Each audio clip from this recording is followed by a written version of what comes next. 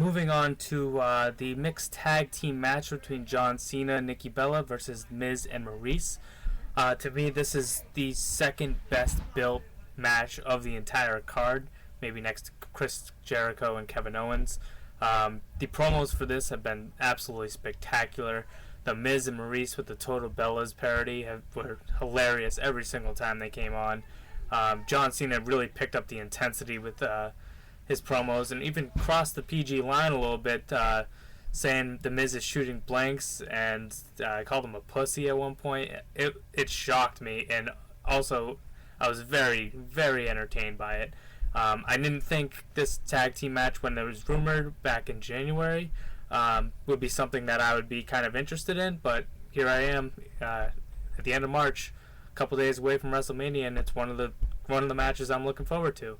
I think they'll put on a pretty good match. The Miz and John Cena both are pretty good workers. I think John Cena and Nikki Bella will win this match, and there's rumors of a proposal at the end, and I can see it. We all remember the Randy Savage, Miss Elizabeth get together at the end of WrestleMania. That was a big moment. I think WWE is trying to replicate a big moment for kids growing up now. So in 20 years, they will remember it. All the John Cena fans now will try to replicate that one for them. So I think John Cena and Nikki Bella do win this one.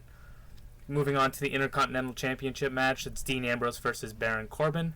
I think Dean Ambrose has kind of relegated himself to the comedy role, which is a little disappointing. I think he's really hasn't done much with the Intercontinental title, so I think it's time to drop it to Baron Corbin. Have Corbin win his first championship at WrestleMania, really build him up, because I do believe Baron Corbin is the WWE Championship contender later on in the year. I think Dean Ambrose hasn't really done enough for me to warrant him just beating Baron Corbin here, and it really hasn't been that built up. Baron Corbin assaulted him with a forklift, and after that, got a couple talking segments, but nothing too much. I think Baron Corbin wins this one with the end of days.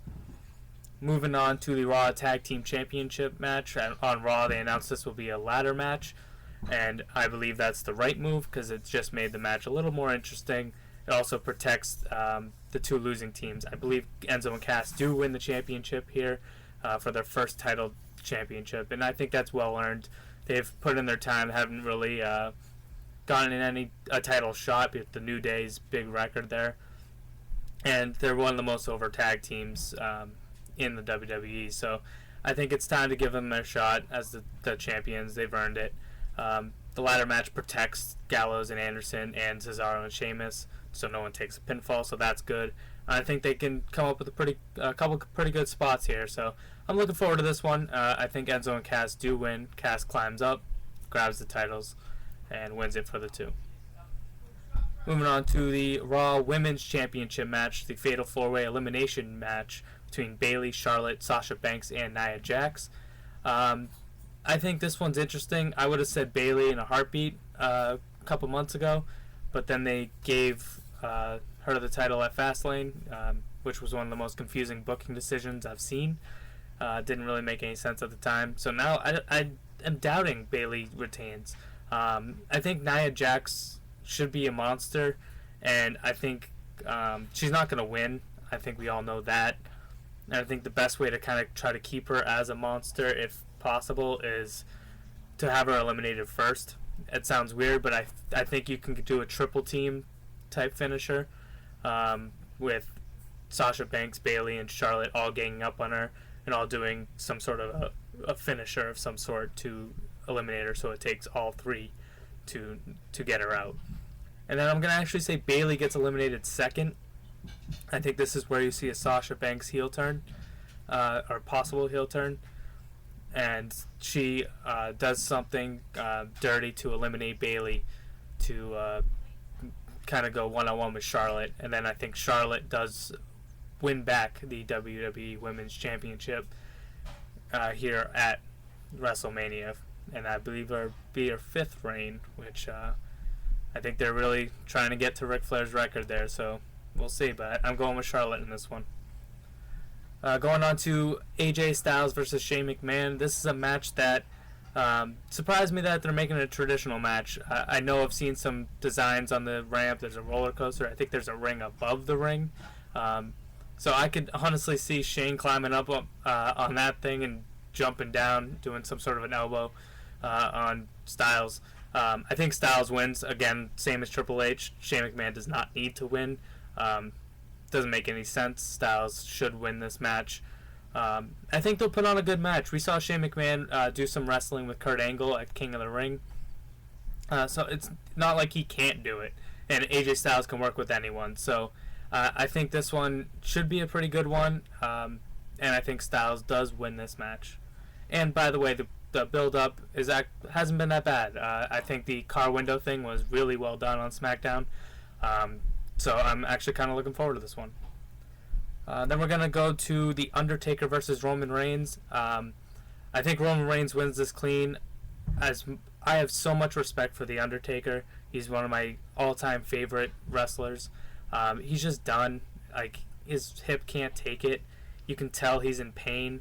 I'm hoping he puts on a really good match here as much as he can.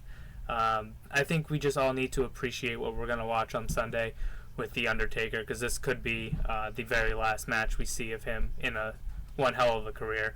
I think Roman Reigns does take this, though, because, again, the going out superstar and the up-and-coming top guy, I think this is the passing of the torch match, which is a little too bad that he's going to go out this way, but sometimes your body can't control it, so I'm looking forward to seeing his likely last match here.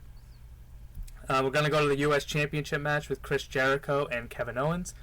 This is my favorite build-up, and I know a lot of people didn't like the friendship thing. I thought it was good because they teased the wedge in between them, which we all knew was coming, but then they never did it, and then they kept doing it to the point where it was like Boy Who Cried Wolf, where we're like, yeah, it's not going to happen. And then out of nowhere, they did the friendship Festival of Friendship breakup, which was amazing. Best segment on Raw that they've had since the brand split, in my opinion.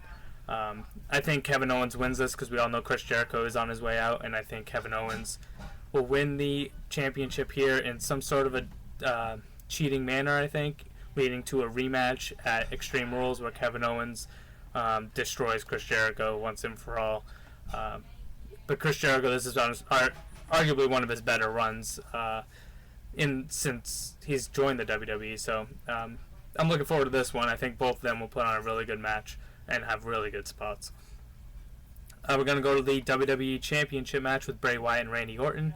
I personally would like to see Bray Wyatt retain because I don't think this reign has been long enough for him. The fans obviously want that as well.